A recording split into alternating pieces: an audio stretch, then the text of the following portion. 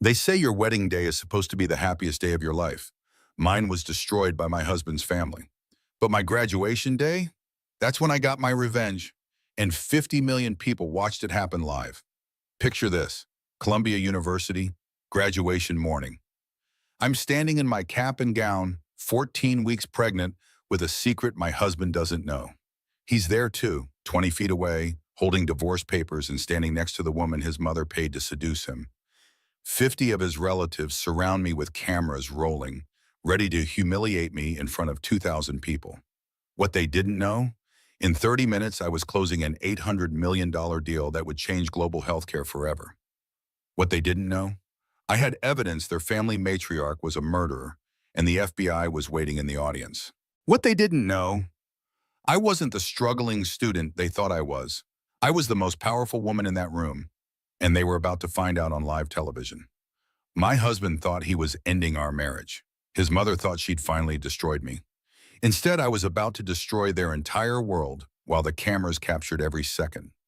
This is the story of how I signed my divorce papers on stage while closing the biggest deal in medical history, how I revealed my pregnancy to my ex-husband in front of millions, and how I sent my mother-in-law to prison, all before lunch. If you love stories about women who refuse to stay down, about revenge served cold with a side of justice, then stay with me. Because what happened that morning changed my life forever, and I'm about to tell you every detail. Dawn was breaking over Manhattan, painting the Columbia University courtyard in shades of gold and pink. Graduates arrived in clusters, their black gowns billowing in the May morning breeze, surrounded by proud families clutching cameras and flowers. The air hummed with celebration, with relief, with the promise of new beginnings. I stood alone near the east entrance, my graduation gown already on, my phone clutched in one hand and a manila envelope in the other. My hand kept drifting to my stomach, a protective gesture I couldn't quite control. 14 weeks, 4 months until everything changed, 4 months until I became a mother, if I made it that long. Leora, my husband's voice cut through the morning chatter. I turned to see Brad Hartwell standing 10 feet away, his mother Diane beside him like a general surveying a battlefield. Behind them, at least 50 relatives formed a semicircle, their phones already raised and recording. And there, linking her arm through Brad's with practiced ease, was Ashley Morgan. 26 years old, blonde, wearing a white dress that looked bridal at someone else's celebration. My throat tightened. They'd planned this, every detail choreographed for maximum humiliation. Sign them, Leora, ma'am, Diane said, her voice carrying across the courtyard loud enough for the cameras. Let's end this charade with dignity. Brad stepped forward, holding out a folder. Divorce papers. I could see the legal letterhead from where I stood, could see his signature already scrawled across the bottom line. It's better this way, Ashley added, her voice dripping with false sympathy. Clean break. I opened my mouth to speak, to tell Brad about the baby, about the life growing inside me that he'd helped create during the one weekend we'd felt like ourselves again. But before I could form the words, my phone buzzed in my pocket. 5 missed calls, all from the same number. Dr. James Whitmore, National Institutes of Health. I looked down at the divorce papers in Brad's hand, then at my phone, then back at the man I'd loved for 3 years. The man who'd promised to build a future with me. The man who was now trying to erase me from his life in front of an audience. He had no idea that in 32 minutes, I'd be closing the biggest deal in global health history. He had no idea I was carrying his daughter. He had no idea his mother was about to go to prison for murder. But he was about to find out all three, on live television, in front of 2,000 people and the world. Don't, Brad said when I started to speak. Don't make this harder, just sign. I looked at him, really looked at him. The weak jawline, the eyes that couldn't quite meet mine, the hand that trembled slightly as he held out the papers. This was the man I'd married, but he wasn't the man I'd fallen in love with. That man had been buried under 3 years of his mother's manipulation. But none of them knew what I'd been building in secret. None of them understood what was about to happen. So I smiled, small, controlled, the kind of smile that doesn't reach your eyes. No, I said simply. The courtyard went silent. Even the arriving graduates seemed to sense something electric in the air. What? Brad's voice cracked slightly. I said no, I'm not signing them. Not here, not now, not on your terms. Diane's face flushed red. You don't have a choice. We're coming to that ceremony. We're sitting in the front row, and everyone will see you for what you are. Then I guess you should get good seats, I said, and walked past them into the auditorium. Behind me, I heard Diane's sharp command. Come on, let's make sure everyone sees this. They followed me like a parade of vultures, cameras raised, whispers spreading like wildfire. And with every step, my phone buzzed again. Whitmore, the United Nations, the deal that would change everything. 30 minutes. That's all I needed to wait. 30 minutes until the world discovered who I really was. Let me take you back to where this nightmare began. 3 years earlier, on a night that felt like fate, but turned out to be a carefully constructed trap. I was 26 years old, working my second job of the day, serving champagne at a Memorial Sloan Kettering charity gala. My feet ached in borrowed heels.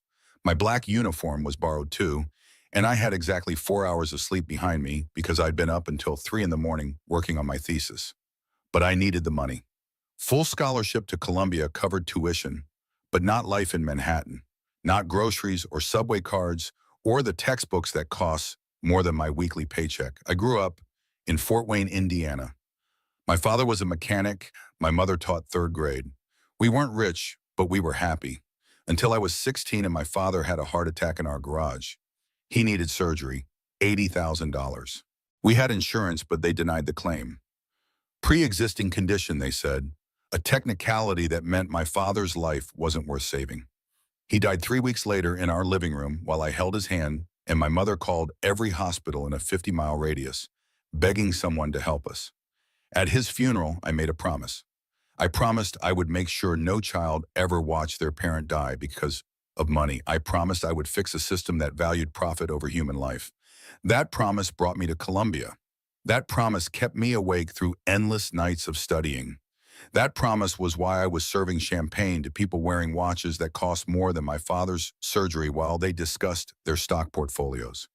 And that promise was why, when a handsome man in an expensive tuxedo spilled red wine down his front, I helped him without knowing who he was. I'm so sorry, he said, looking genuinely mortified. I wasn't watching where I was going. It's okay, I said, handing him napkins. Red wine on a black tux barely shows. He laughed. You're the first person tonight who's treated me like a regular human being instead of a walking bank account. Maybe because I have no idea who you are. His smile widened. Brad Hartwell. The name meant nothing to me then. I didn't know he was heir to Hartwell Pharmaceuticals, didn't know his family's company controlled drug prices that kept medications out of reach for millions. I just saw a kind smile and genuine eyes. Leora Collins, I said. What are you studying, Leora Collins? Biomedical Engineering and International Business. Master's program. His eyebrows rose. That's ambitious. Someone has to fix the healthcare system. Something shifted in his expression. Later, I'd realize it was recognition. He'd been looking for someone with a mission, someone authentic. His mother had filled his world with social climbers and gold diggers. I was refreshingly different. We talked for 20 minutes while I should have been working. He asked about my research, my goals, my father. He listened like my words mattered. When my manager glared at me, signaling I needed to get back to work, Brad slipped me his card. Coffee? He asked. I'd like to hear more about your plans to change the world. I almost threw the card away. Rich men didn't date scholarship girls from Indiana. But something made me text him the next day. Coffee turned into dinner. Dinner turned into walks through Central Park. He showed up at my thesis presentations, sitting in the back row and asking thoughtful questions. He volunteered at free clinics on weekends. He talked about reforming pharmaceutical pricing from the inside, about using his family's company to do good. I fell in love with his idealism. I fell in love with the man who seemed to care about the same things I did. I should have paid more attention to the moment I met his mother. Christmas dinner, 6 months after we started dating. The Hartwell estate in Connecticut was everything I'd expected. Massive, cold, filled with art that cost more than my college education. Diane Hartwell sat at the head of a table that could seat 20, wearing diamonds that caught the light like small suns. "So," she said, her smile sharp and practiced, "Brad tells me you're still in school. How much longer will it take?" "I graduate in 2.5 years," I said. "And you're on scholarship?" "Full scholarship, academic merit." "How quaint," Diane said, the word dropping like a stone. "Brad does love his charity cases." Brad's hand tightened on his wine glass, but he said nothing. That should have been my first warning. The man I loved, who'd spent months telling me how much he admired my drive, couldn't defend me in front of his mother. But I was young and in love and stupid enough to believe I could win her over with hard work and kindness. I was wrong about that too. Brad proposed 18 months later on the Brooklyn Bridge at sunset. June 2022, the Manhattan skyline glittered behind him as he dropped to one knee. "Marry me," he said. "Help me change the industry. We'll do it together." I said yes because I believed him. I said yes because I thought love was enough. I said yes because I wanted to believe that together we could fix the broken system that killed my father. The wedding was small. September 2022. Diane attended but refused to smile in photos. Our honeymoon to Greece was cut short when Diane claimed a medical emergency. Brad flew back immediately. I followed 2 days later, my romantic getaway reduced to a lonely hotel room and a growing sense that I'd made a terrible mistake. The real trap sprung 1 week after our wedding. I found the document in Brad's briefcase while looking for his insurance card. Post-nuptial agreement, already signed. Terms clearly stated. If we divorced within 5 years, I got nothing. Not the apartment we lived in, not the joint accounts, nothing. "You signed this?"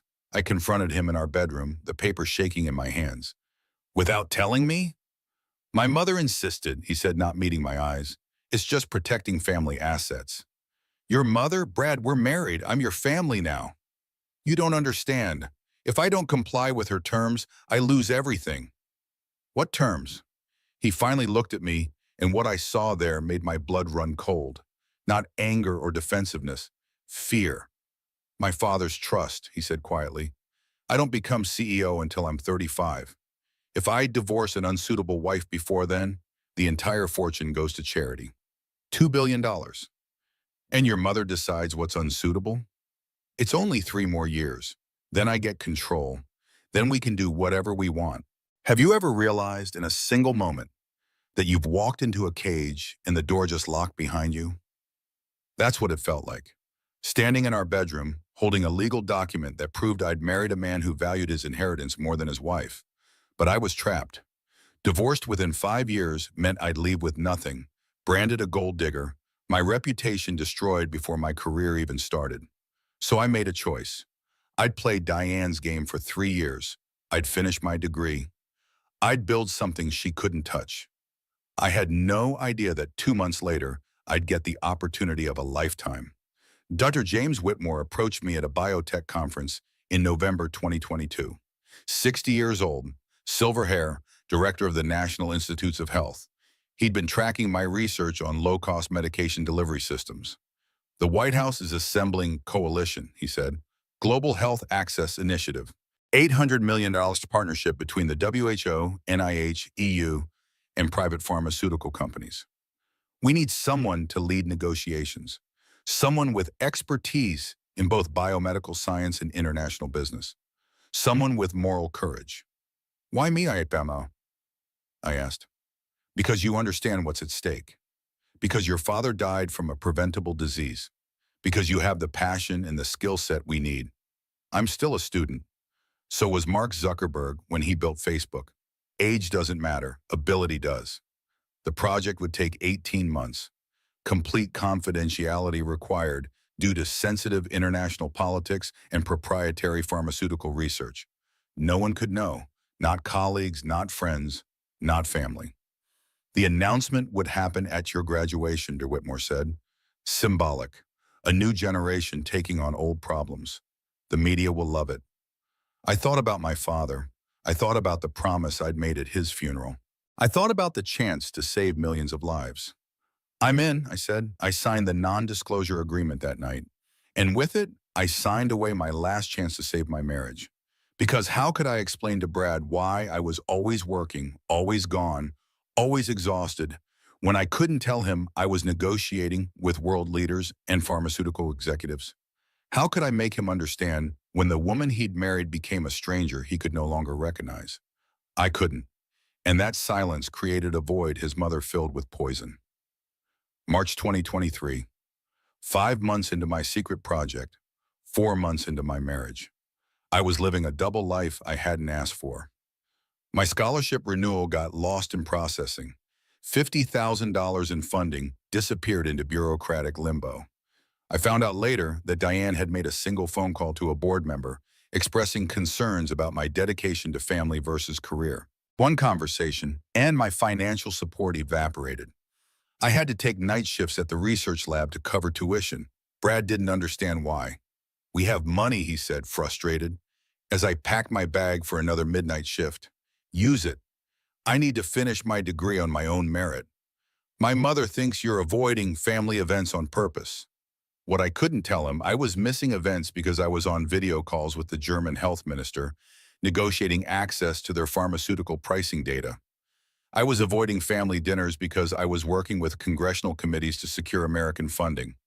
I was exhausted because I was building something that would save 2.3 million lives over the next decade. But all he saw was a wife who was never home. Diane's whisper campaign was surgical. Every Sunday, she'd invite Brad to brunch, just mother and son. While I worked in a lab, cataloging medication samples and pulling double shifts, she was reshaping his reality. "She's always gone, Bradley," I'd overhear when he'd call her from our apartment. "When was the last time she cooked you dinner? Asked about your day?" A wife should prioritize her husband. "She's finishing her master's degree, mother." Or she's outgrowing you. Career women always do.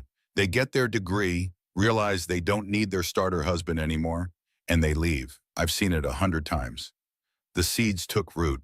Brad started watching me with suspicion instead of admiration. Started questioning where I'd been instead of asking how my day went. Started measuring my love by how often I was physically present instead of how hard I was fighting for our future. The family freeze-out was more subtle. Brad's siblings stopped responding to my texts. His sister Emily, who'd been friendly at the wedding, now looked through me at family gatherings. His brother Marcus made jokes about fortune hunters, loud enough for me to hear. At Thanksgiving 2023, there was no seat saved for me at the table. I stood in the doorway of the Hartwell dining room, looking at 15 family members already seated, no empty chair in sight. "Oh," Diane said, noticing me. "Leora, we didn't think you'd make it. You're always so busy with your studies." Brad didn't stand up, didn't offer his chair, didn't even seem to notice the deliberate slight. I ate my Thanksgiving dinner standing in the kitchen, chatting with the hired staff, while the family I'd married into celebrated without me. At Christmas, Brad's cousin Jennifer got drunk enough to say what everyone was thinking. "We all know you married him for the money," she whispered, her breath heavy with expensive wine. "Just FYI, I wanted to scream. I wanted to show them my bank statements, proof that I'd never touched Brad's money beyond normal household expenses. I wanted to reveal the project I was working on, the deal I was building that was worth more than their entire pharmaceutical company. But I couldn't. The NDA was ironclad, and besides, would it even matter? They'd already decided who I was.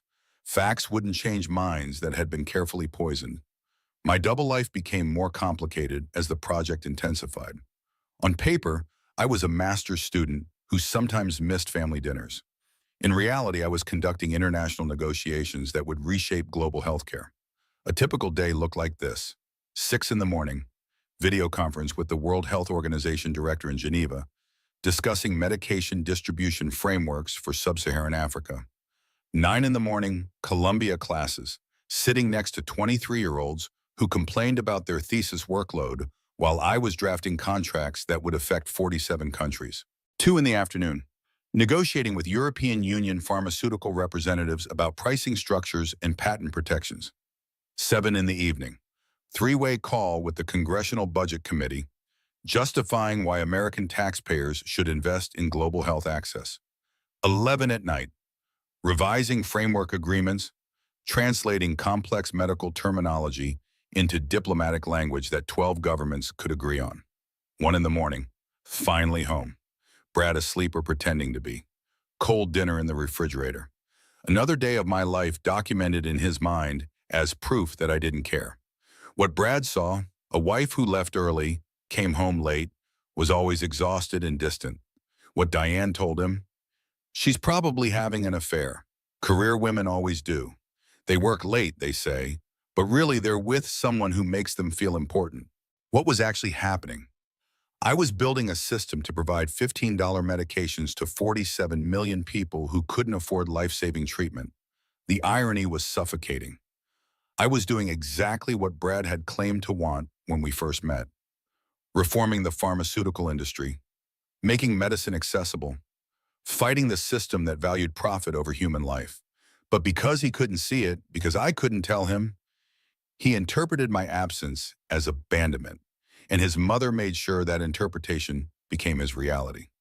February 2024 changed everything. Brad and I hadn't been intimate in months. The distance between us had become physical, emotional, absolute.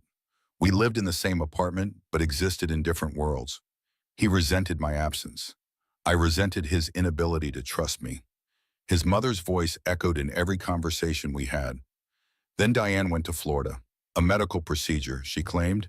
She'd be gone for 2 weeks. For the first time in 18 months, Brad and I were alone. Really alone. No Sunday brunches with his mother. No family obligations. No Diane's voice in his ear, reminding him that I wasn't enough.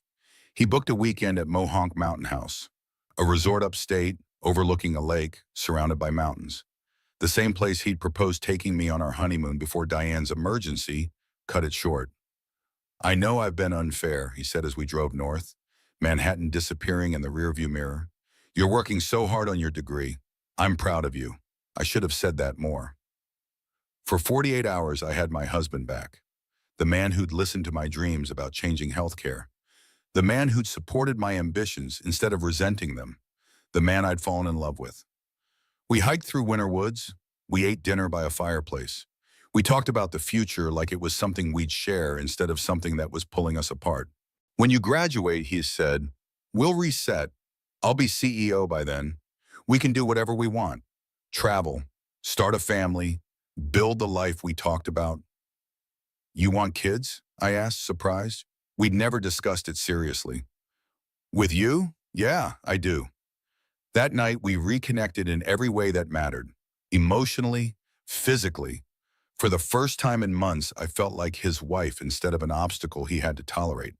I thought maybe we'd survive his mother after all. I thought maybe love could outlast manipulation. I thought maybe, just maybe, we'd be okay. I was wrong. Monday morning, we drove back to Manhattan. Diane was already there waiting in our apartment, and she'd brought someone with her. Bradley Leora, I want you to meet Ashley Morgan, Diane said, her smile sharp and predatory. She's going to be consulting with us on the CEO transition. Her father and I go way back. She'll be perfect to help you prepare for your new role. Ashley was 26, blonde, MBA from Wharton. From a wealthy Connecticut family Diane had known for decades. Beautiful in the way magazines celebrated, with perfect teeth and practiced laughter. I'm so excited to work with you, Ashley said to Brad, her hand lingering on his arm just a beat too long. I watched Diane watching them. Watched the satisfaction in her eyes as Brad responded to Ashley's attention. Watched the trap spring closed around all of us. Ashley started working with Brad immediately.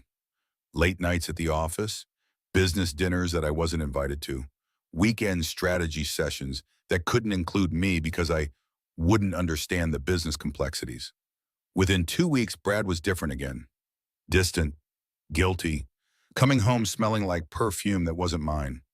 Within 4 weeks, I missed my period. I stared at the positive pregnancy test in Rachel's bathroom. My best friend from college, the one person who knew something big was happening with my secret project even if she didn't know the details. Oh my God, Rachel breathed.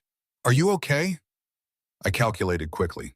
6 weeks along, conceived during the Mohonk weekend, during those 48 hours when Brad had been himself again, when we'd reconnected, when I'd believed we still had a chance. I'm pregnant, I said, the words feeling surreal.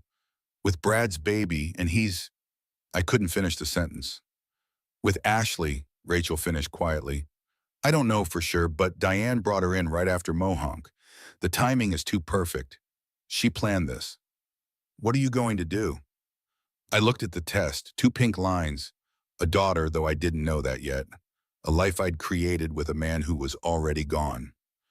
I'm going to tell him, I decided. Tonight, I'll make dinner. Something special. I'll tell him about the baby, and maybe it would save us.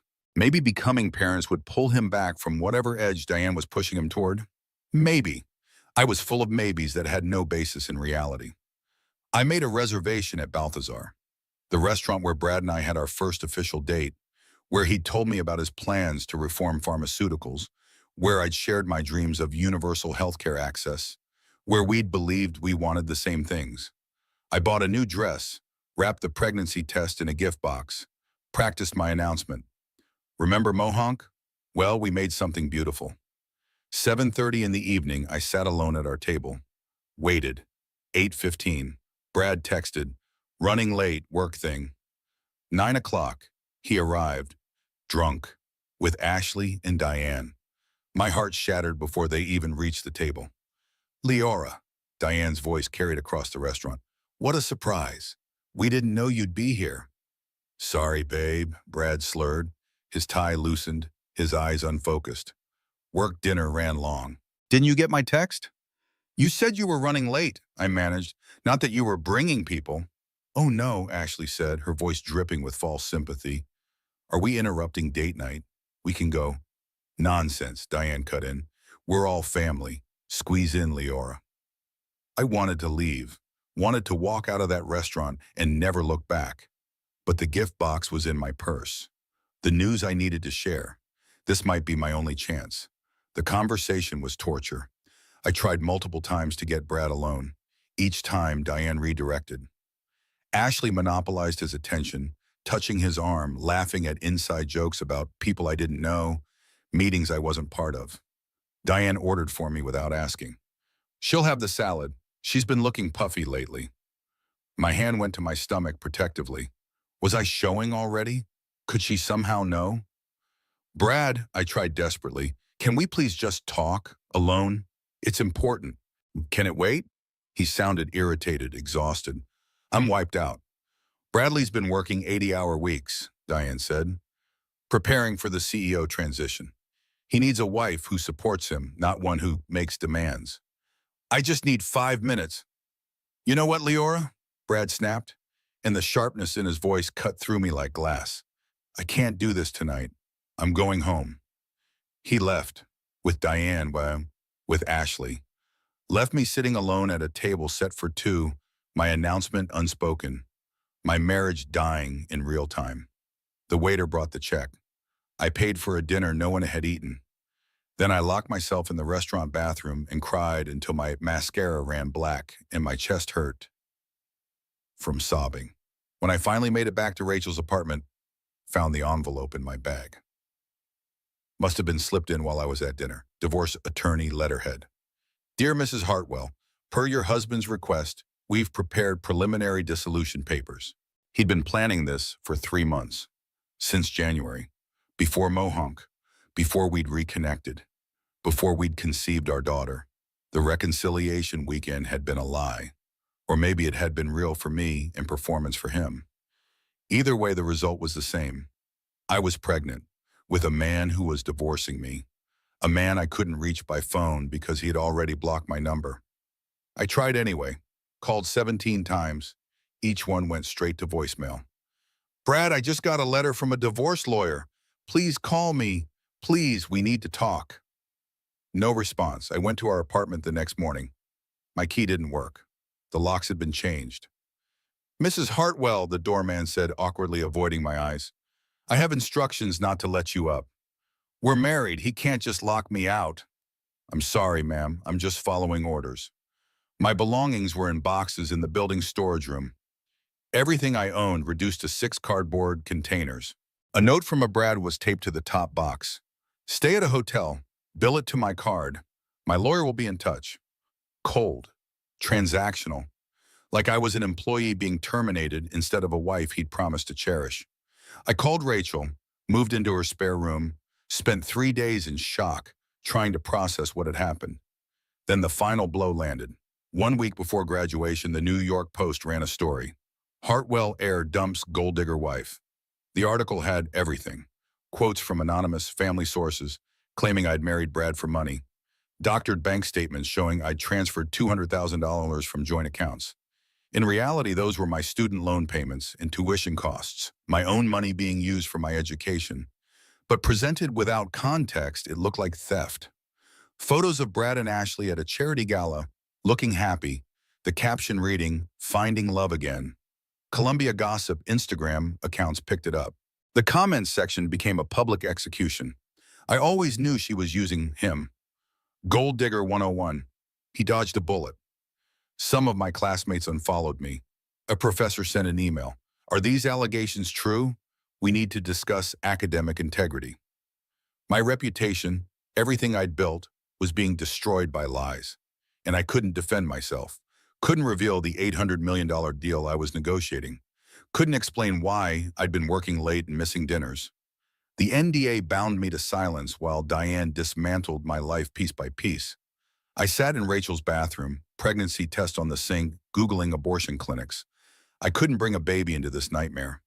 Couldn't afford a child alone. Couldn't let Brad and Diane use my daughter as another weapon against me. Lee, Rachel knocked. You've been in there 30 minutes. Talk to me. I opened the door. I'm pregnant. It's Brad's. And I don't know if I can keep it. Well, sure, Rachel pulled me into a hug while I sobbed against her shoulder. Oh, honey, whatever you decide, I'm here. But do you want to know something first? What? You're about to graduate with a master's from Columbia. You're 29. You're brilliant. And from what you've hinted about this secret project, I think you might be more powerful than all of them combined. I pulled back. What are you saying? I'm saying maybe you let them think you're destroyed, and then you show them what destroyed actually looks like. I looked at myself in the mirror, exhausted, humiliated, heartbroken, my face puffy from crying, my eyes red, my hands shaking. But underneath the devastation, something else flickered, something harder, something that had been forged through 3 years of manipulation and gaslighting and systematic destruction. Rage. Not the hot, explosive kind, the cold, calculating kind, the kind that builds empires and ends dynasties. You're right, I said slowly. I'm not signing anything, and I'm walking across that stage. That's my girl, Rachel grinned. Now tell me about this secret project, because I have a feeling graduation is going to be very interesting. I told her everything. The $800 million deal, the international negotiations, the fact that in 5 days the entire world would discover what I'd been building while Brad's family called me worthless. And I told her one more thing, something I discovered months ago while reviewing contracts for conflict of interest checks. Diane Hartwell had killed her husband, Brad's father, and I had the evidence to prove it. Let me tell you what I found, what I've been carrying for months, what would have sent Diane to prison if I'd revealed it immediately, but what I held back because the timing had to be perfect. December 2023, 8 months into the secret project. I was reviewing Hartwell Pharmaceuticals contracts for conflict of interest analysis. The Global Health Access Initiative couldn't include companies involved in price fixing or ethical violations. Every pharmaceutical partner had to be vetted thoroughly. Hartwell Pharma came up clean on paper. But I'm thorough, maybe too thorough. I dug deeper than necessary, looking at internal medication protocols from 2019, the year before Brad and I met. Robert Hartwell, Brad's father, died in July 2019. Accidental overdose, the death certificate said. A tragic combination of heart medication and sleep aids. Diane had been grief-stricken, according to family stories. A widow forced to take control of the company when her husband's declining health led to fatal mistakes. Except the medication combination in his system didn't make sense. I have a master's degree in biomedical engineering. I know drug interactions. And the combination that killed Robert Hartwell wasn't accidental. It was specific, deliberate. A particular pairing of drugs that causes respiratory failure when taken together. Contraindicated in every medical database. No doctor would have prescribed them simultaneously. But someone with access to multiple prescription pads could have filled them separately, made it look like confusion or forgetfulness instead of murder. I found the prescription records in archived files, Diane's signature on both, filled at different pharmacies on the same day, given to Robert over the course of 3 weeks until his system couldn't handle the toxic interaction. She'd killed him, methodically, to take control of a $2 billion company. I sat in Rachel's apartment at 3 in the morning, looking at documents that proved my mother-in-law was a murderer. My first instinct was to call the police immediately, turn her in, let justice happen. But Dr. Whitmore's voice echoed in my mind. This project is bigger than any of us. Millions of lives depend on it. We can't let personal issues derail it. If I reported Diane immediately, it would become a scandal. Pharmaceutical heiress arrested for murder. Every news outlet would cover it. And because I was married to her son, because I'd found the evidence, it would look like revenge, like a bitter daughter-in-law trying to destroy her husband's family. The Global Health Access Initiative would be tainted by association.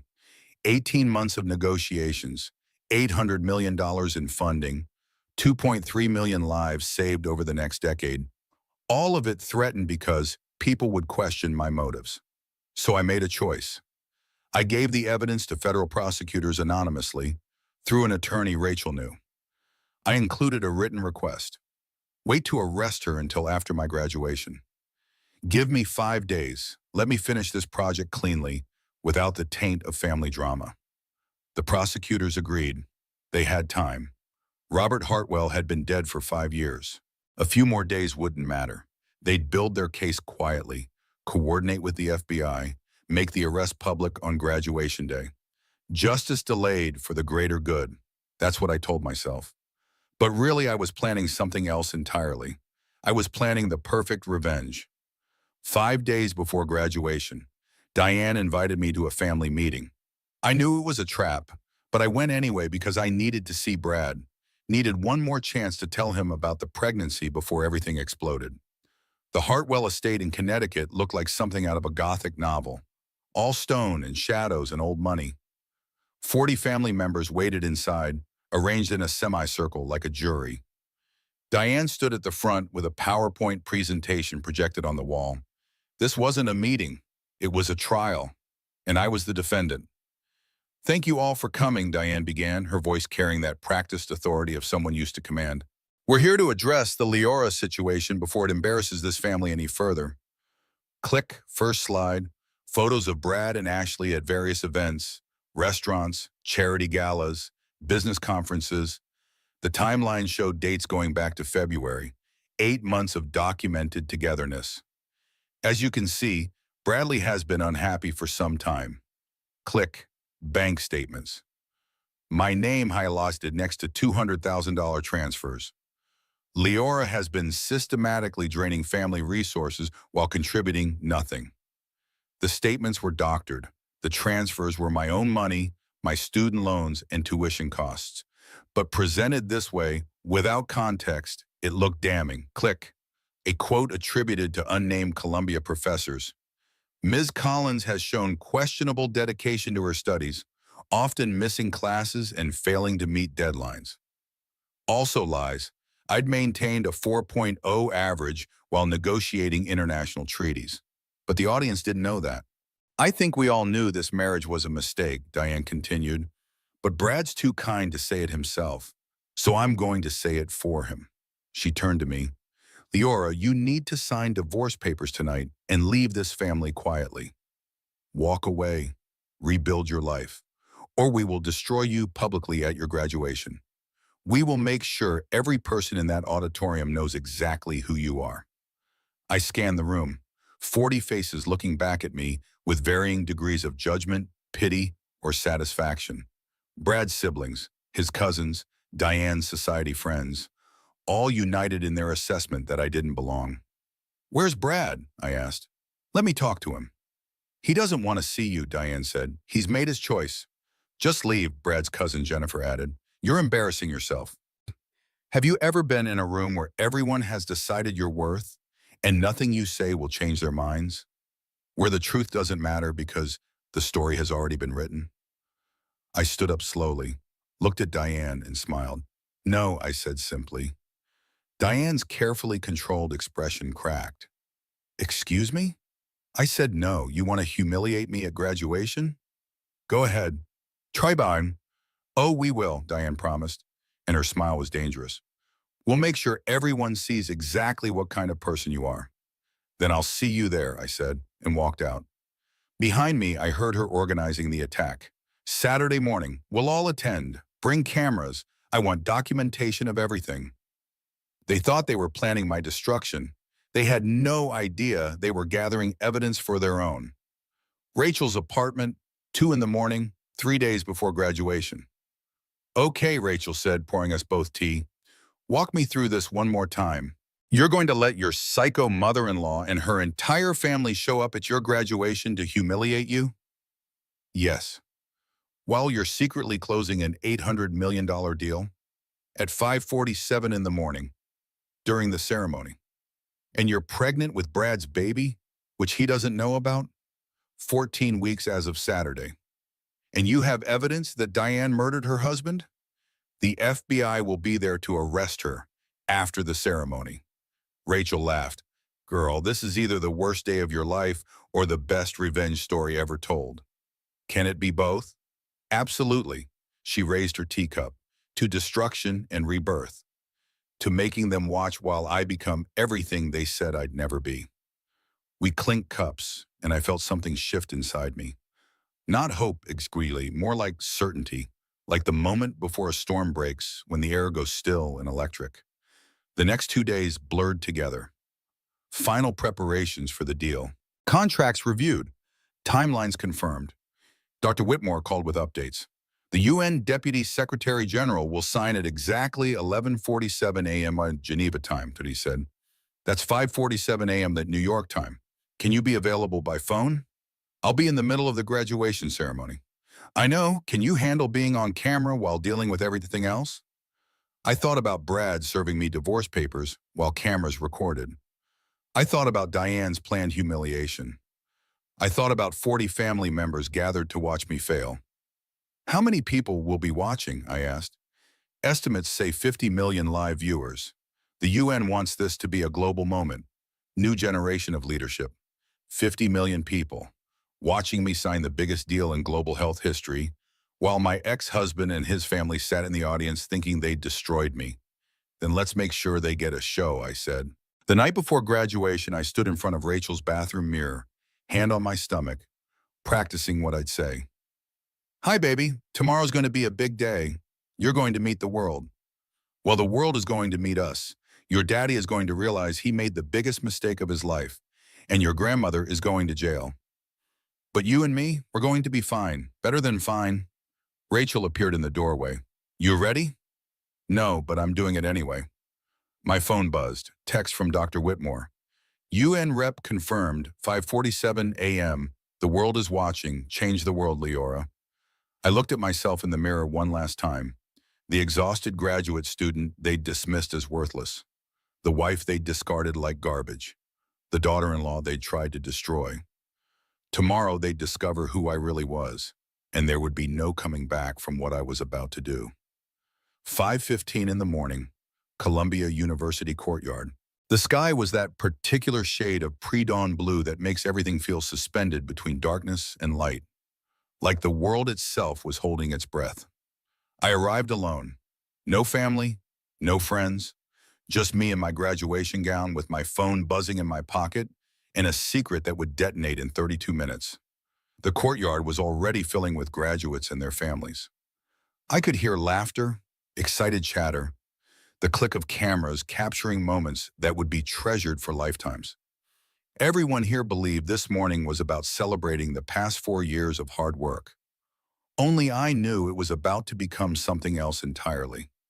I saw them before they saw me. Brad stood near the east entrance with Diane and Ashley, surrounded by relatives who'd driven in from Connecticut specifically for this moment. Someone had organized matching white roses. They wore them pinned to their clothing like uniforms, a united front assembled to witness my humiliation. 50 people, maybe more, all with their phones raised, already recording. My hand went to my stomach automatically. 14 weeks.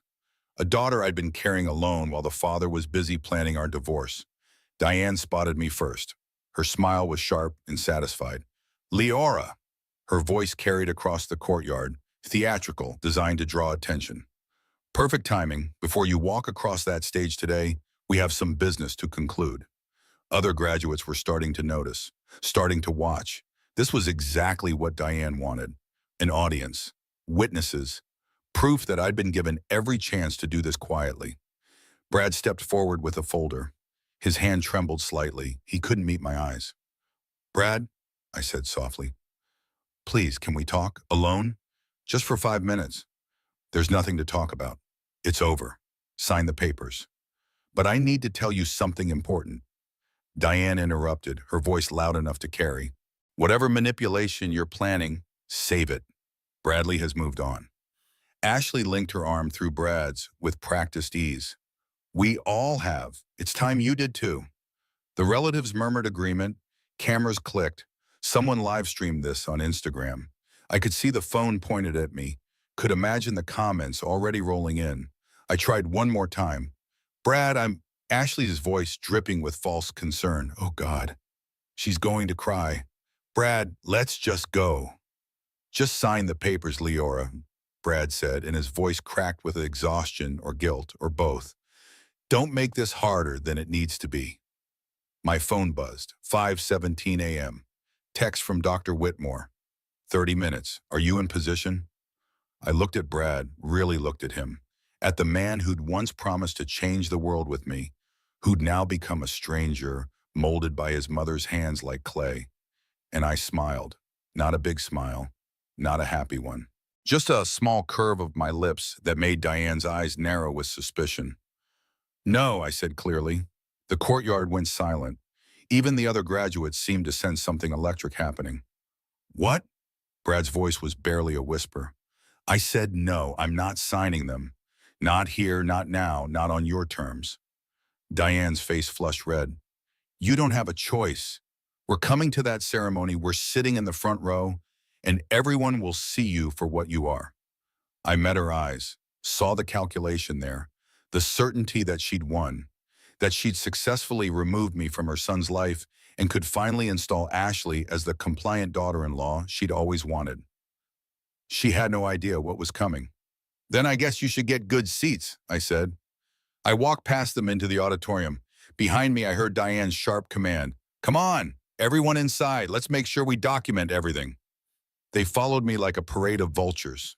50 family members with matching white roses and raised cameras. Whispers spread through arriving graduates. I heard fragments. "That's her. The gold digger." I saw the Instagram story. My reputation preceded me, carefully constructed by Diane's smear campaign. Inside, ushers directed graduates to their seats. I showed my credentials to an usher holding a clipboard. "Leora Collins," I said. She scanned her list, then smiled warmly. "Congratulations! You're in a special section, front row, stage left, reserved for honors graduates and keynote participants." Front row, perfect. Behind me, Diane's voice rose in indignation. "Excuse me, we're family. We should be seated together." The usher checked her clipboard again. "I'm sorry, ma'am. Family seating is in the general section. The front row is reserved exclusively for graduates receiving special recognition." I didn't stay to watch Diane's frustration. I made my way to the front row where other honors students were already gathering, chatting excitedly about their futures. They had no idea that one of their classmates was about to make history. From my seat, I could see the Hartwell family being directed to Section C, middle of the auditorium, 20 rows back, close enough to see the stage clearly, far enough that they couldn't reach me. Diane's face was tight with anger as she sat down. She'd planned to be front row, to loom over me, to make sure every camera captured my humiliation from the best angle. Instead, she was relegated to the middle with her entourage of witnesses, while I sat in the place of honor. 5:30 a.m. The ceremony began. Dean Richardson took the podium, welcomed the families, thanked the donors. The usual graduation rituals. Around me, students fidgeted with excitement. Parents took photos. The live stream camera operators checked their equipment. I sat perfectly still, phone in my hand, waiting. 5:35. My phone buzzed. Dr. Whitmore. CNN is in position. BBC and Al Jazeera feeds confirmed. We're streaming to 63 countries. Ready? I typed back. Ready. 5:40. Student speaker gave her address about chasing dreams and believing in yourself. The audience applauded. 2 rows ahead of me, I saw one of the CNN camera operators receive a message and nod. 5:42. Dean Richardson returned to the podium. He paused, looked down at his notes, then up at the audience with an expression of barely contained excitement. Before we begin conferring degrees, he said, we have an unprecedented announcement. One of our graduates has achieved something truly extraordinary, and we've been asked to share this moment with you. Murmurs rippled through the audience, 2,000 people leaning forward. In Section C, I saw Brad sit up straighter, confused. We're going live to Geneva, Switzerland, the dean continued. The giant screen behind him lit up. United Nations logo, crisp and blue and official. I felt every muscle in my body coil with anticipation. This was it, the moment 18 months of secret work would become public. The moment I'd been holding my breath for. The moment everyone would discover who I really was. 5:45. Dr. James Whitmore appeared on screen. Distinguished in his suit, the UN conference room visible behind him, with flags of 12 nations arranged in a semicircle. Good morning, his voice boomed through the auditorium's speakers. I'm Dr. James Whitmore, Director of the National Institutes of Health. I'm here to announce the launch of the Global Health Access Initiative. The audience stirred. This was clearly bigger than a normal graduation announcement. This initiative, Dr. Whitmore continued, represents an $800 million partnership between the United Nations, World Health Organization, European Union, United States government, and a coalition of pharmaceutical companies. It will provide life-saving medications to 47 million people in underserved regions. It will reduce medication costs by 85%. It will save an estimated 2.3 million lives over the next decade. Applause started to build. Students were standing, parents looking impressed. This was huge, historic. But what did it have to do with a Columbia graduation? This partnership took 18 months to negotiate, Dr. Whitmore said. It required someone with expertise in biomedical science and international business, someone with diplomatic finesse and unwavering moral courage, someone who could bridge the gap between governments and corporations, between profit and purpose. The screen split. Dr. Whitmore on the left. On the right, a professional photo of me in business attire, hair pulled back, looking nothing like the exhausted graduate student everyone thought I was. Text appeared beneath my photo. Leora Collins, Chief Strategic Officer, Global Health Access Initiative. The auditorium exploded. Students gasped. Professors shot to their feet, beaming with pride. Parents looked confused, then amazed. The CNN camera crew rushed toward the front row. In Section C, I watched Brad's face drain of all color. Watched Ashley's mouth fall open in shock. Watched Diane grip her armrest so hard her knuckles turned white. Watched 50 family members lower their phones slowly, their certainty crumbling in real time. Leora negotiated with 12 governments and 8 pharmaceutical companies. Dr. Whitmore continued, his voice filled with emotion. She overcame opposition from industry groups determined to maintain high prices. She did this while completing her master's degree with highest honors. She did this in complete confidentiality, and she did this because he paused. The entire auditorium held its breath. Because her father died of a preventable disease when she was 16. Because he couldn't afford the surgery that would have saved his life. Because Leora promised at his funeral that she'd make sure no child ever watched their parent die because of money. Today she kept that promise. The standing ovation was instantaneous. 2,000 people on their feet, applauding, some crying, the weight of what I'd accomplished settling over the room like dawn breaking. Leora is joining us now, Dr. Whitmore said. She'll be authorizing the final release of funds and officially launching this initiative. Leora, are you there? Every head in the auditorium turned toward the front row, toward me. I stood slowly. My legs were shaking, but my voice was steady as I held my phone to the microphone. I'm here, Dr. Whitmore. My voice echoed through the speakers. My image appeared on the giant screen behind the stage, pulled from the live stream feed. 6 feet tall, undeniable. The UN Deputy Secretary General is standing by to sign the final documents, Dr. Whitmore said. We need your verbal authorization to release the $800 million in funding. Do you authorize? This was the moment, 5:47 a.m., exactly on the schedule. The moment the deal closed, the moment I'd been working toward for 18 months. But before I answered, I needed to say something I'd been holding inside for 3 years.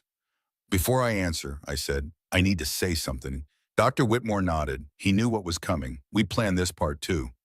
Dean Richardson stepped aside, handed me the podium microphone, and suddenly I was standing on stage, looking out at 2,000 faces, with cameras streaming my image to 63 countries, looking at Brad and Diane 20 rows back, trapped in their seats, forced to witness what they'd tried to destroy. And I began to speak.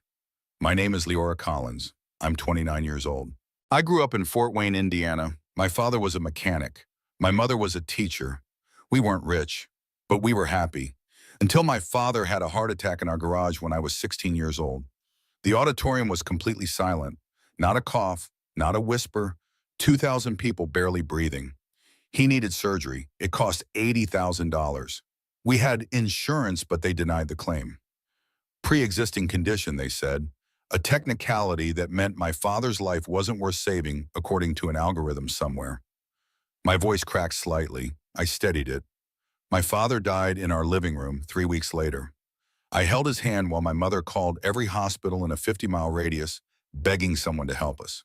No one did.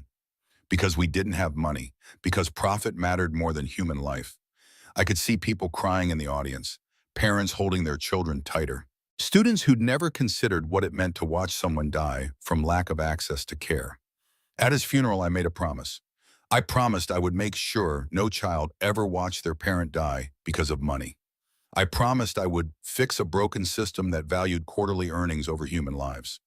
For the past 18 months, I've been keeping that promise. Every late night, every missed dinner, every time someone said I was working too hard or being selfish or abandoning my responsibilities. I was negotiating to save 2.3 million lives. I looked directly at Section C, at Brad's white face, at Diane's frozen expression.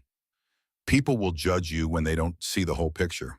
They'll call you a gold digger when you're actually building something priceless. They'll say, you've abandoned your family when you're actually trying to save thousands of families. They'll question your character when you're proving it every single day in silence. My hand went to my stomach. Not dramatically, just naturally. And I watched understanding dawn on Brad's face. This morning I was served divorce papers in front of 50 people with cameras. I was told to sign them quietly, to disappear, to accept that I'm not enough, that my ambitions made me a bad wife, that my success made me selfish. The crowd was murmuring now, understanding dawning. This wasn't just a graduation speech. This was a reckoning, but I need everyone here to know something. I need my future daughter to know something. I pulled the divorce papers from my gown pocket, held them up for everyone to see. Yes, I'm 14 weeks pregnant, and her father, my soon-to-be ex-husband, found out about it the same way you just did, on live television, because he wouldn't listen to me this morning when I tried to tell him, because he was too busy serving me divorce papers to hear that he was also divorcing his child. The camera cut to Brad, standing now, hand over his mouth, face white as bone. The image of him appeared on the giant screen, his shock broadcast to 63 countries. He chose to believe his mother's lies instead of his wife's truth. He chose inheritance over integrity. He chose money and convenience over love and partnership. He chose comfort over courage. Tears were streaming down my face now, but my voice was strong, clear, certain. So I'm going to make a choice too. I choose my daughter. I choose the 2.3 million people who will live because of this project. I choose myself. I choose the woman I've become instead of the woman his family wanted me to be. I held the divorce papers higher. Cameras zoomed in, and I'm signing these papers. Because I don't fight for people who won't fight for me. Because I don't teach my daughter that love means making yourself smaller. Because I don't beg for a place in someone's life when I can build my own empire. I signed them right there on stage. The sound of pen on paper amplified through the speakers, cameras flashing like lightning. The divorce papers held up, signed, complete. Then I looked directly at the camera, at Dr. Whitmore waiting on screen, at 50 million people watching worldwide. Dr. Whitmore, I authorized the release of $800 million for the Global Health Access Initiative. Let's save some lives. The auditorium erupted, not just applause, screaming, students standing on chairs, professors openly crying, parents hugging each other, strangers holding hands with the people next to them, swept up in something bigger than a graduation ceremony. This was a moment, the kind that gets replayed and discussed and analyzed, the kind that becomes a reference point, the kind that changes culture. Dr. Whitmore appeared on screen, his eyes glistening. Authorization confirmed. Ladies and gentlemen, the Global Health Access Initiative is officially launched. Behind him, the UN Deputy Secretary General signed the documents on camera. $800 million released, 47 countries affected, 2.3 million lives saved. History made. Dr. Whitmore continued, his voice swelling with pride. Leora, as Chief Strategic Officer, you'll be relocating to Geneva in 30 days. Your salary is $12 million annually. Your team of 200 is already assembled. Congratulations. You've made history. $12 million annually. The number echoed through the auditorium. More money than the entire Hartwell family fortune could generate in interest. The social media explosion happened in real time. I could see students checking their phones, their faces lighting up with shock. It's trending #1 worldwide. 4 million people watching on TikTok Live. Did she really just sign divorce papers while closing an $800 million deal? Hashtag graduation revenge. In Section C, the unraveling was visible, even from the stage. Brad was standing trying to move toward the aisle. Diane grabbed his arm, hissing something I couldn't hear. He shook her off violently. She's pregnant, I heard him say, his voice carrying in the momentary lull. With my child. And oh God, what did I do? Ashley tried to touch his shoulder. Brad, maybe we should get away from me, he said, loud enough that the people around them turned to stare. The relatives who'd come to witness my humiliation were backing away from Diane. Phones out now, but not recording me, recording her, capturing her collapse. Then security appeared. 2 men in suits moving through the aisle towards Section C. Federal agents, badges displayed. The camera operators noticed, swung their equipment to capture it.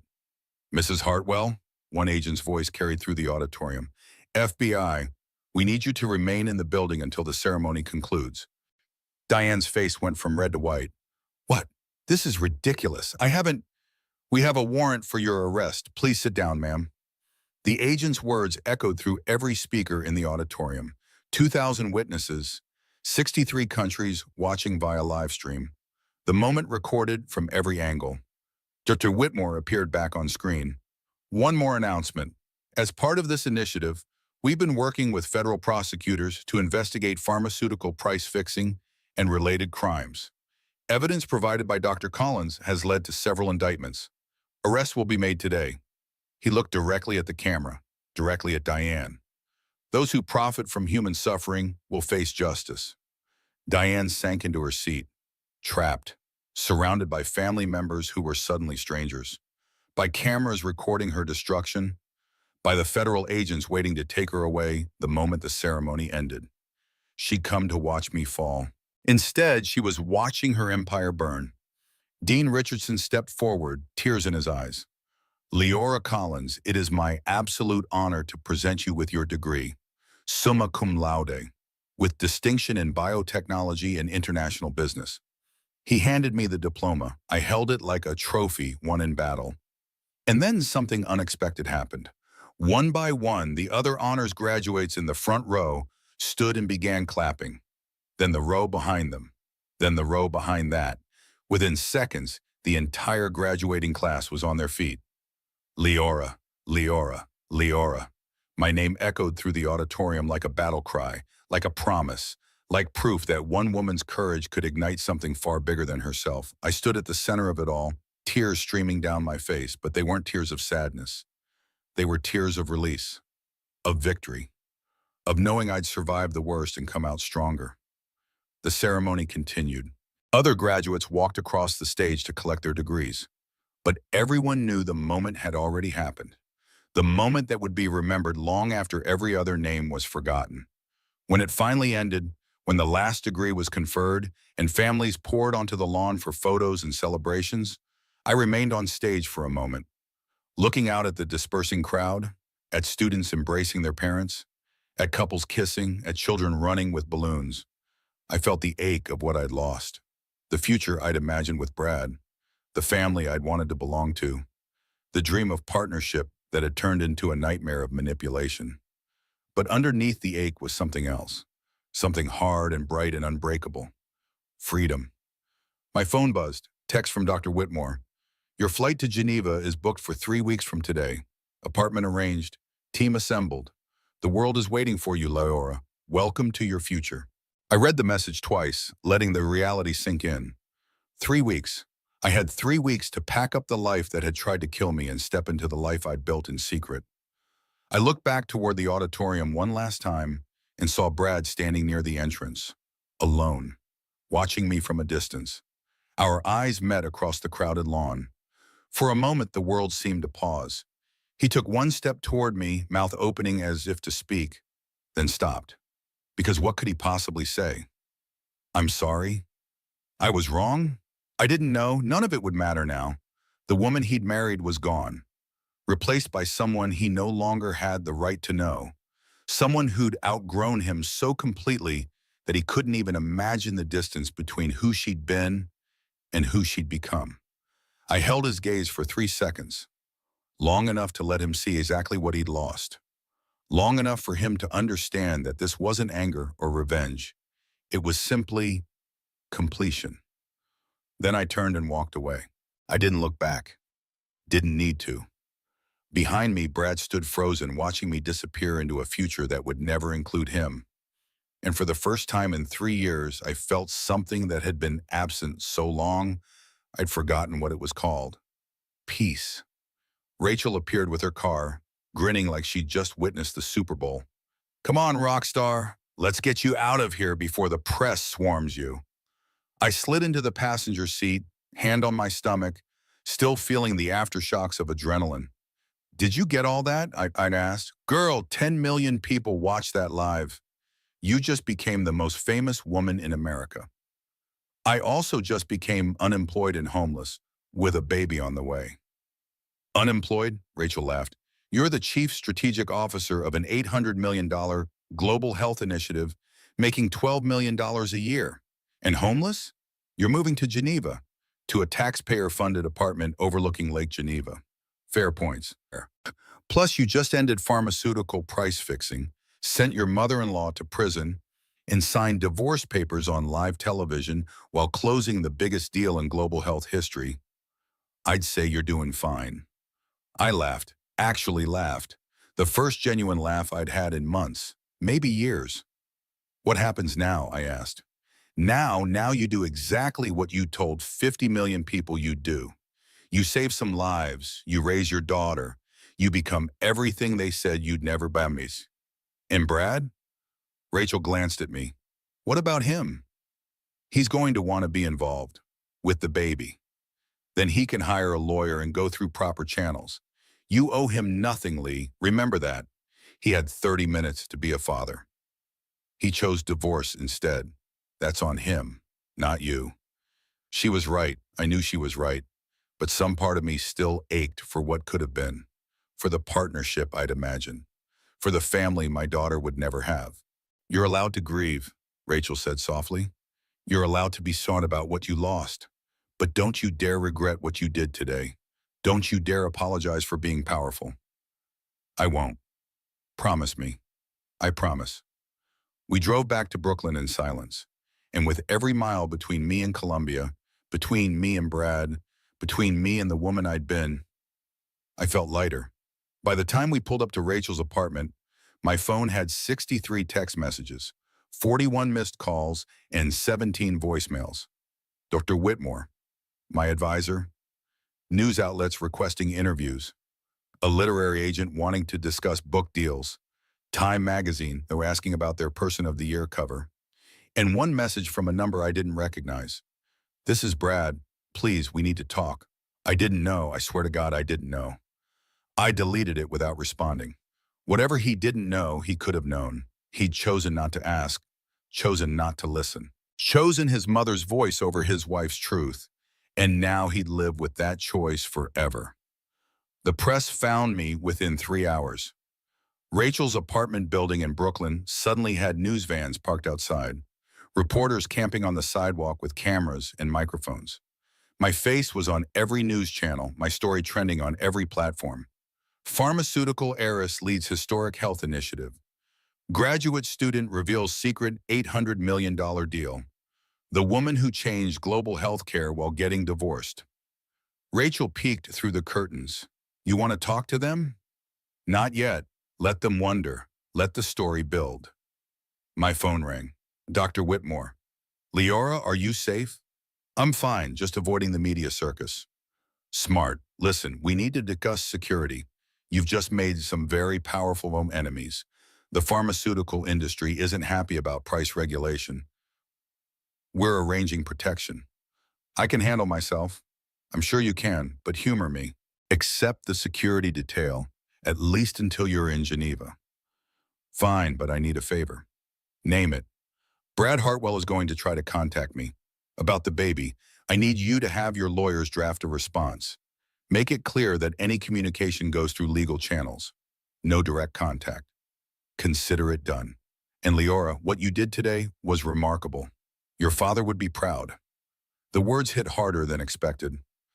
I hadn't let myself think about my father much during the chaos, but now, sitting in Rachel's apartment with the world exploding around me, I felt him, felt his presence like warmth on my shoulders. "Thank you," I managed. After we hung up, Rachel brought me chamomile tea and a sandwich I couldn't eat. "You should rest. You look exhausted." "I'm 14 weeks pregnant and just closed an $800 million deal while getting divorced on live television. I think exhausted is an understatement." "Fair point, but you still need to eat. Baby needs food even if you don't." I forced down half the sandwich. Then my phone rang again. Unknown number. Against my better judgment, I answered. "Leora." Brad's voice, raw, desperate. "Don't hang up, please. Just listen." I should have ended the call, should have blocked the number, but something made me stay on the line. Maybe I needed to hear what he'd say. Maybe I needed closure. "I have 60 seconds, I said. "Then I'm hanging up and blocking this number." I didn't know about the project, about the baby, about what my mother did. I swear to God, I didn't know. "You didn't know because you didn't ask. You didn't listen." "I'll fix this. We'll fight the divorce. I'll cut my mother off completely." "Please, that's my baby." "No," I cut him off. "That's my baby. You had a chance to be her father. You were 30 minutes away from being a father to your daughter and a husband to a woman building an empire. Instead, you served me divorce papers on live television. You made your choice."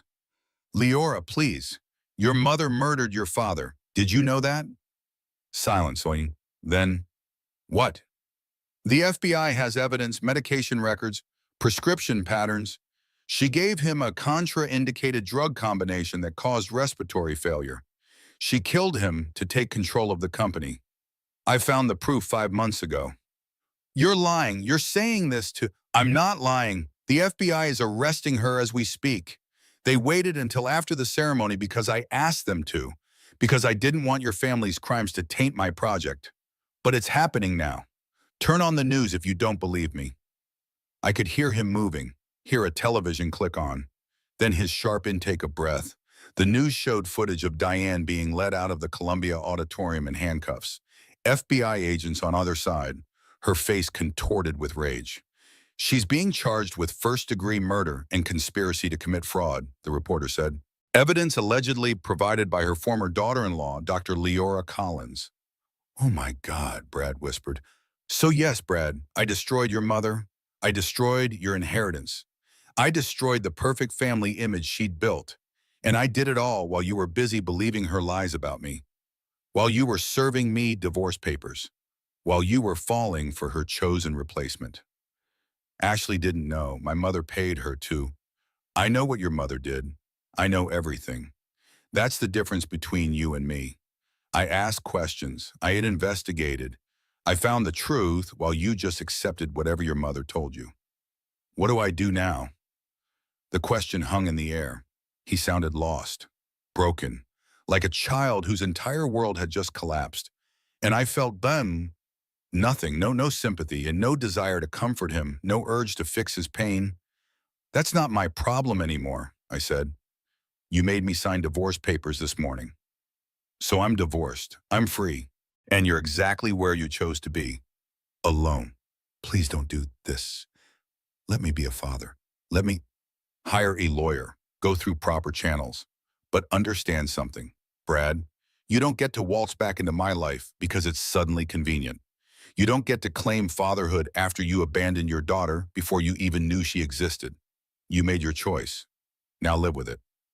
I hung up, blocked the number, and felt something shift in my chest. Not satisfaction, exactly. More like finality. Rachel looked at me. You okay? I'm great. The news coverage continued for days. Diane's arrest became a national story. The evidence I'd provided to prosecutors painted a picture of systematic murder, fraud, and price fixing that went back decades. Hartwell Pharmaceuticals stock plummeted. The board called emergency meetings. Brad was removed as president in waiting. The family fortune, tied up in company shares, lost 90% of its value overnight.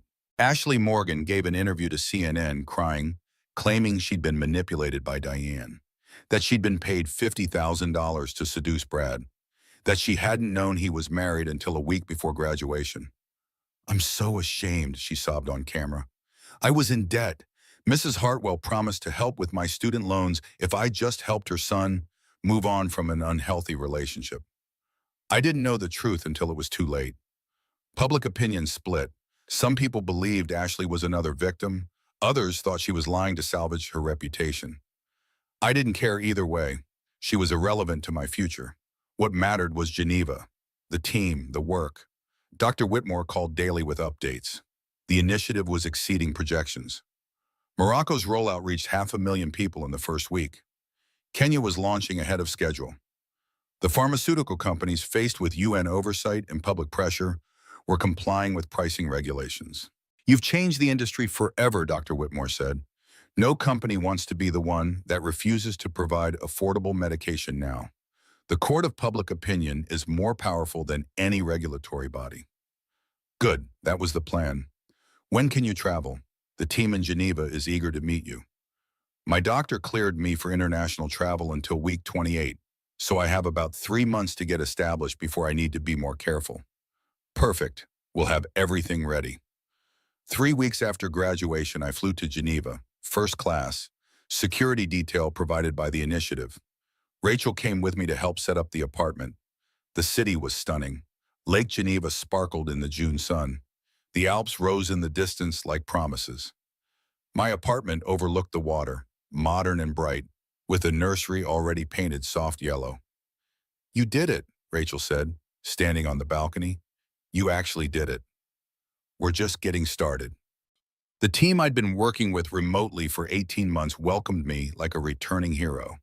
200 people from 63 countries, all dedicated to the same mission, all believing that healthcare was a human right, not a luxury. I threw myself into the work. 12-hour days building distribution networks, negotiating with additional countries who wanted to join, training local healthcare workers, creating sustainable systems that would outlast any single administration or political shift. And at night, alone in my apartment, I'd put my hand on my growing stomach and talk to my daughter. Your grandmother is in prison. Your father chose inheritance over integrity. But you and me, we're going to be just fine. Better than fine. We're going to change the world. The letters started arriving 6 weeks after I moved to Geneva. Long envelopes with Brad's handwriting. Connecticut return address. I almost threw them away unopened. But something made me read the first one. Leora, I don't deserve your forgiveness. I don't deserve to be in your life or our daughter's life. But I need you to know what happened. My mother confessed to everything. The murder, the price fixing, the manipulation. She's facing 15 years minimum. The prosecutors say she'll likely die in prison. Ashley confirms she was paid. She's cooperating with investigators. She's devastated. So am I. I lost the company. The board voted me out. My mother's crimes destroyed everything. The trust goes to charity because I divorced you before age 35, exactly like she feared. I'm living in a studio apartment in Hartford, working as a patient advocate for medical debt relief. It's the least I can do to honor what you built, to try to be a fraction of the person you are. I think about you every day, about our daughter.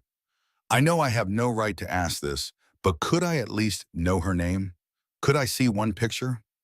I don't expect visitation. I don't expect anything. I just want to know she exists. That something good came from us. You were right about everything. You were always right. And I was too weak to see it, too scared of losing money to realize I was losing something infinitely more valuable. I'm sorry for all of it, Brad. I read the letter 3 times, tried to feel something, sympathy, satisfaction, vindication. All I felt was tired. My hand went to my stomach. 5 months now, 20 weeks, halfway through, I'd found out 2 weeks ago, a girl, just like I'd known somehow from the beginning. What do you think, baby girl? I said aloud. Should we write back? She kicked, strong, insistent. I smiled. Yeah, I think I'll wait too. I folded the letter and put it in a drawer, along with the 16 others that had arrived since, all unopened, all waiting for a day when I might care about Brad Hartwell's redemption arc. But that day wasn't today, and it might not ever come, because I'd learned something crucial over the past few months, something that changed everything. I didn't need his apology, didn't need his acknowledgement, didn't need anything from him at all. I was complete without him, whole without him, powerful without him, and my daughter would grow up knowing that truth, that her worth wasn't determined by who acknowledged it, that her power didn't require anyone's permission, that she was enough, all on her own, just like her mother. November 2024, Geneva. 7 months after graduation, the Global Health Access Initiative had reached 8 million people in 6 months. Morocco, Kenya, Ghana, Philippines, Vietnam, Bolivia. Countries I'd never visited, lives I'd never meet, but people who were alive because of work I'd done in secret while my husband's family called me worthless. Time magazine put me on their cover. The woman who changed global health. Forbes wrote a profile. How a 29-year-old dismantled Big Pharma's stranglehold. The United Nations nominated me for their humanitarian award. My team was thriving, distribution networks established in 47 countries, pharmaceutical companies competing to be part of the initiative, desperate for the positive press and moral legitimacy it provided. And I was 7 months pregnant, exhausted, powerful, terrified, ready. My apartment in Geneva had become a fortress of baby preparation. Rachel had visited 3 times, each time bringing more supplies than I needed. Clothes, toys, books about motherhood, a breast pump she'd researched for 40 hours before buying. You're going to be amazing, she'd said during her last visit. But you also need to accept help. You can't do everything alone. I've been doing everything alone for 3 years. And now you don't have to. You have a team, a support system, people who actually care about you instead of trying to control you. She was right. My Geneva team had become family in ways the Hartwells never were. They'd thrown me a baby shower that felt more genuine than my wedding. They'd created a flexible work schedule that let me prepare for motherhood while still running a global initiative. They'd shown me what actual support looked like. But Brad's letters kept coming, once a week like clockwork. I'd accumulated 31 letters, all unopened, stacked in a drawer in my nightstand. Physical evidence of his guilt that I hadn't decided what to do with, until the night everything changed. Late November, I was working from home, reviewing Kenya's 6-month progress report, when the contractions started. Early, I thought, I had 6 more weeks. This was just Braxton Hicks. False labor. Normal. Except they weren't stopping. I called my doctor at 11 p.m. I think I'm having contractions. How far apart? 7 minutes, maybe 8. Come to the hospital. Now. Rachel was in New York. My team was scattered across the city. I called for my security detail, the ones Dr. Whitmore had insisted on when threats from displaced pharmaceutical executives started arriving. University Hospital, I told them, trying to stay calm. I'm in labor. The hospital was 15 minutes away, the longest 15 minutes of my life. Another contraction hit in the car, strong enough to make me gasp. Breathe, the security officer said. You're doing great. At the hospital, nurses rushed me into labor and delivery, hooked me up to monitors, confirmed what I already knew. I was having my daughter, tonight, 6 weeks early. Is she okay? I asked the doctor. Is the baby okay? Her heartbeat is strong, lungs sound developed. 34 weeks is early, but not dangerously so. We'll monitor closely, but I think she's ready to meet you. 12 hours of labor, no epidural because I arrived too late. Just me and the pain and the certainty that I was about to become a mother completely alone. No husband holding my hand, no family waiting in the hallway, no one to call with updates or share the fear and joy. Just me. Around hour 8, when the contractions were so intense I couldn't think straight, a nurse asked if I wanted to call anyone. There's no one to call, I said. No father, no family. The father is in Connecticut. My family is in Indiana. My best friend is in New York. I'm alone. The nurse took my hand. You're not alone. We're here and we're not leaving. She stayed through the worst of it, talked me through contractions, reminded me to breathe, told me I was strong enough, even when I was certain I wasn't. At 4:37 in the morning, 6 weeks early, weighing 5 pounds 3 ounces, my daughter was born. Sarah Collins, named after my father, Samuel. A girl who would never meet her grandfather, but who carried his legacy in her name and in the work I'd done to honor his memory. They placed her on my chest. Tiny. Perfect. Her eyes scrunched closed, her fist waving at the world she'd just entered. And I cried, not from pain or exhaustion, from joy so overwhelming it felt like drowning in light. Hi, baby, I whispered. I'm your mom, and I'm going to make sure you grow up in a world that's better than the one that killed your grandfather. A world where your life has value regardless of how much money we have. A world where ambitious women are celebrated instead of destroyed. She made a sound, almost like agreement. The nurse smiled. She's beautiful and healthy, a little small but strong. Like her mother, another nurse added. I stayed in the hospital for 3 days. Sarah in the NICU briefly for monitoring, then cleared to room with me, learning to breastfeed, learning to change diapers, learning that motherhood was simultaneously the hardest and most natural thing I'd ever done. My team sent flowers, a giant arrangement with a card signed by all 200 staff members. Congratulations to the strongest woman we know, Dr. Whitmore called. How are you feeling? Tired, scared, incredibly happy.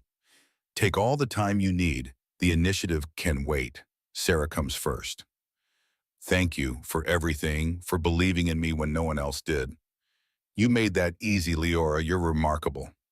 Rachel flew over the day I was discharged, took one look at Sarah, and burst into tears. She's perfect, Rachel sobbed. Absolutely perfect. You want to hold her? Rachel nodded, unable to speak. I placed Sarah in her arms and watched my best friend fall in love with my daughter. She has your eyes, Rachel said, and your stubborn chin.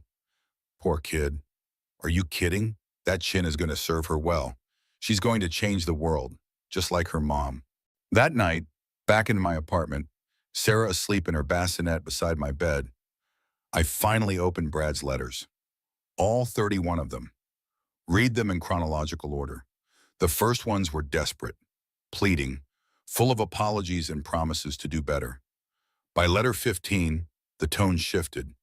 Less about what he wanted, more about what he was doing. The patient advocacy work, the medical debt relief, the slow rebuilding of a life shattered by his own choices. By letter 30, something different. I don't expect forgiveness. I don't expect to meet her. But I want her to know someday that her father isn't the man who served those papers, that I'm trying to become someone worthy of her legacy. I sat there, surrounded by 31 letters, with my newborn daughter sleeping beside me, and made a decision. I wrote back, Brad, her name is Sarah, after my father, Samuel. She was born November 27th at 4:37 in the morning. She weighed 5 pounds 3 ounces. She's healthy and beautiful and perfect. You can write to her once a year on her birthday. That's all I'm willing to give you. If you want to be in her life eventually, prove you're different. Get therapy. Cut ties with your mother's legacy. Build something that matters. Do that for 10 years and maybe I'll let you meet her. Don't write back to me. Write to her, L. I sealed the letter, addressed it, and put it in the outgoing mail. Then I picked up Sarah, held her against my chest, and whispered promises into her downy hair. You're going to grow up knowing you're enough, knowing your worth isn't determined by your father's acknowledgement or your grandmother's approval. Knowing that strong women aren't threats, they're forces of nature. She yawned. Tiny, perfect. And when you're old enough, I'll tell you everything. About your grandfather who died because the system valued money over life. About your grandmother who murdered for power. About your father who chose comfort over courage. About your mother who changed the world while everyone told her she was worthless. Sarah's hand wrapped around my finger, held tight. But most importantly, I'll tell you that you saved me. That when I was at my lowest, when I wasn't sure I could keep going, I found out I was carrying you. And that changed everything. Because suddenly I wasn't just fighting for myself, I was fighting for you. I cried, happy tears, exhausted tears, grateful tears. 6 weeks early, but right on time. That's what the doctor had said. Sarah knew when she needed to arrive, knew her mother needed her. And sitting there in my Geneva apartment, overlooking Lake Geneva with the Alps visible in the distance, holding my daughter while the world slept, I finally understood something crucial. I hadn't won by destroying the Hartwells. I'd won by becoming something they could never touch. By building something they could never take away.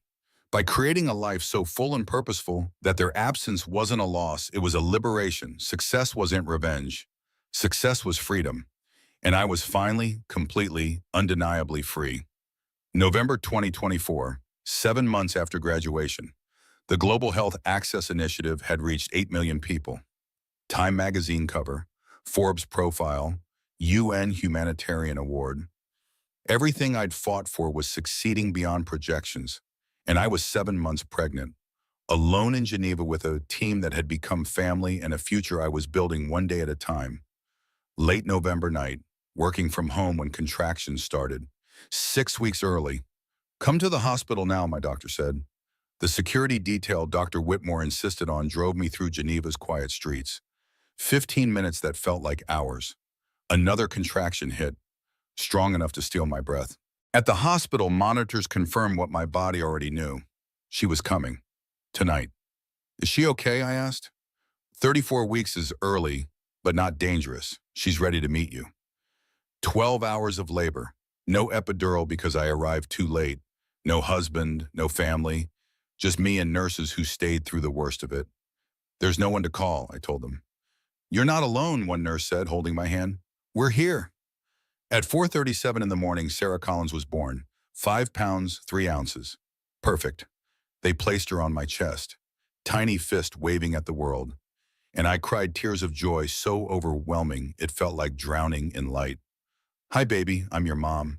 And I'm going to make sure you grow up in a world where your life has value regardless of money, where ambitious women are celebrated, not destroyed. She made a sound like agreement. 3 days in the hospital, learning to breastfeed, change diapers, be a mother. My team sent flowers. Doctor Whitmore called. Take all the time you need. Sarah comes first. Rachel flew from New York the day I was discharged. She's perfect, Rachel sobbed, holding Sarah. Absolutely perfect. That night, back home with Sarah asleep beside my bed, I finally opened Brad's letters. All 31 that had arrived over the past months. The first one's desperate, pleading. By letter 15, different. About the patient advocacy work he'd started. Medical debt relief, rebuilding a shattered life. Letter 30, I don't expect forgiveness or to meet her, but I want her to know someday that I'm trying to become someone worthy of her legacy.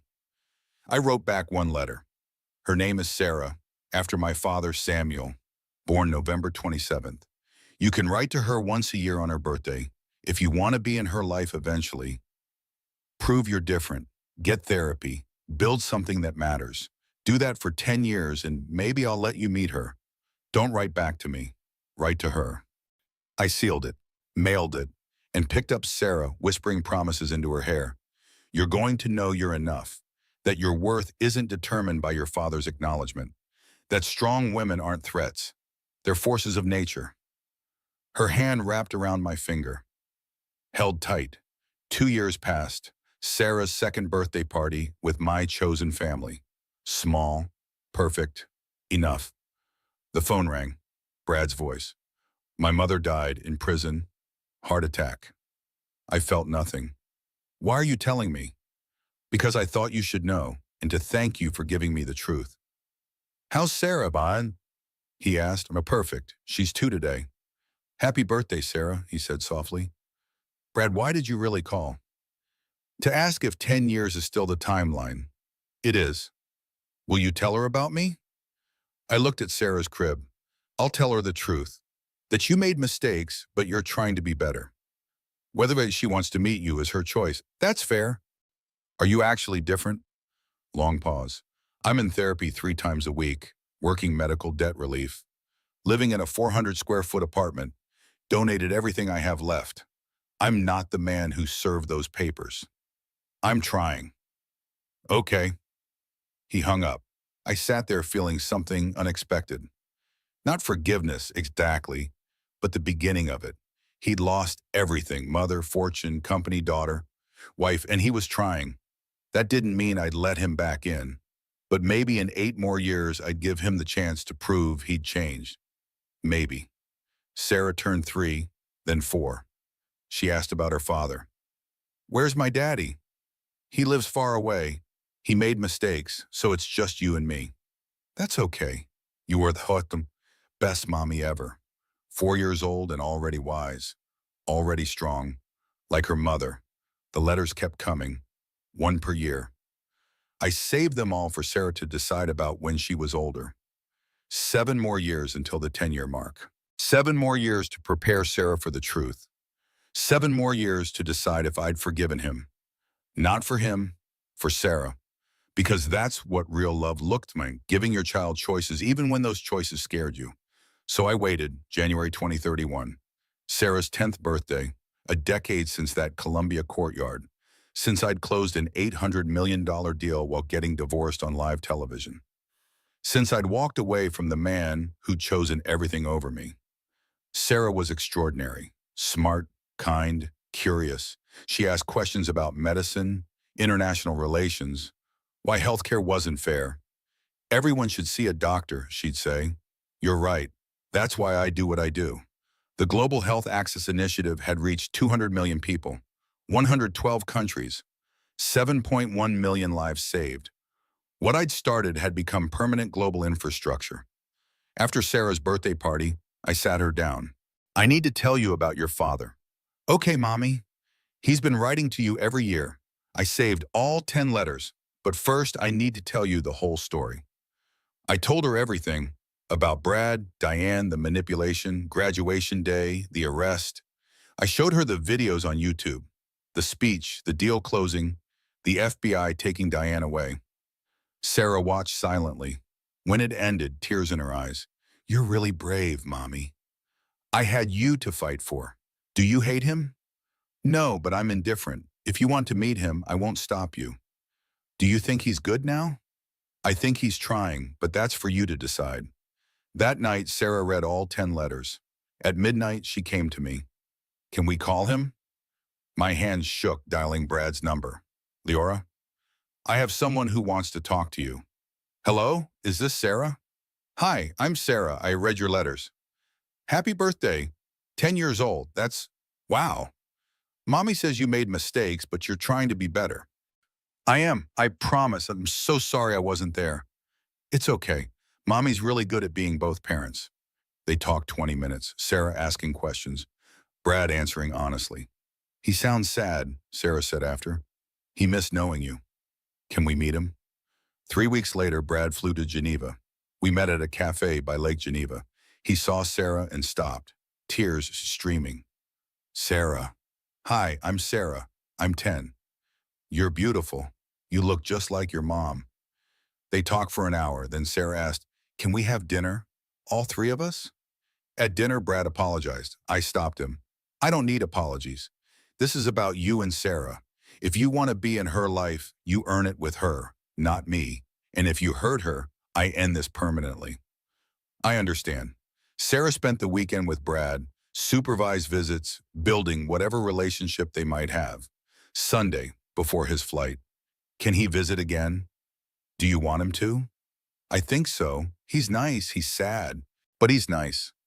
Then quarterly, 4 times a year, and if it's ever too much, we stop.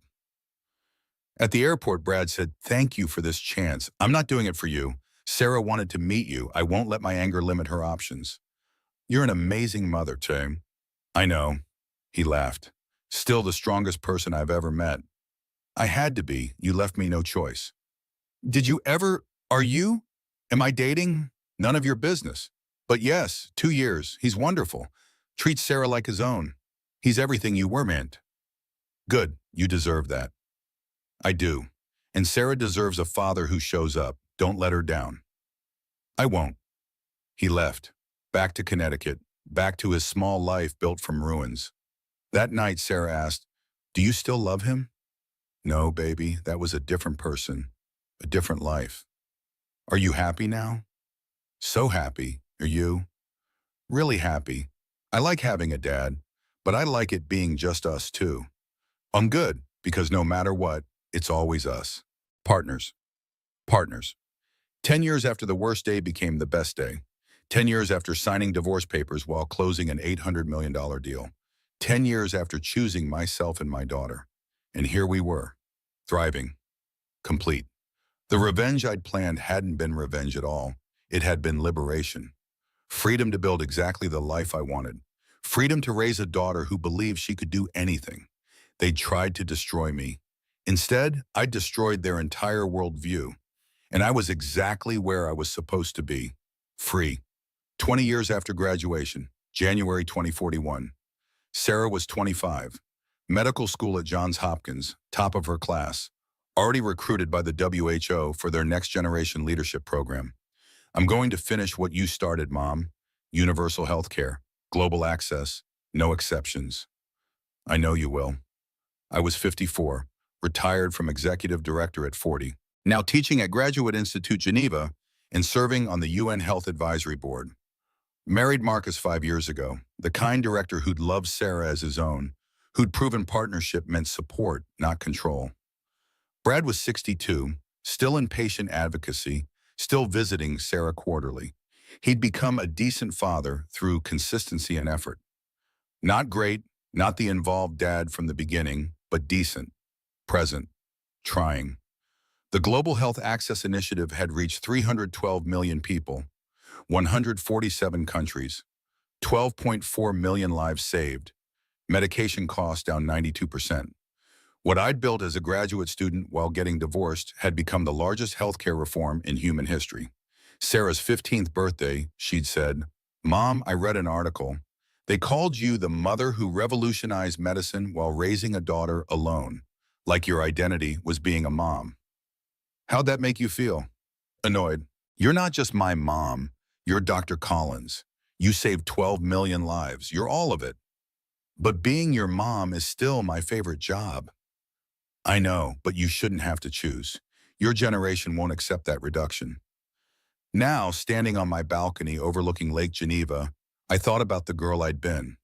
26, serving champagne, meeting a man who seemed kind but was too weak. I thought about the woman standing in Columbia's courtyard, pregnant and alone, carrying a secret that would change the world. The speech, the deal, the papers signed on stage, the daughter raised, the empire built. My phone buzzed. Sarah, Mom, I got it. Who Deputy Director for Global Health Strategy? I start in January. Sarah, that's incredible. I'm building on what you created, making it bigger. You're not following my footsteps. You're blazing your own trail, and I'm so proud. Thanks, Mom, for showing me what strong women look like. For teaching me success isn't about making others comfortable. for proving women can build empires while raising daughters. You did that on your own, baby girl. After we hung up, tears streamed down my face. Grateful tears, victorious tears. Marcus came out. You okay?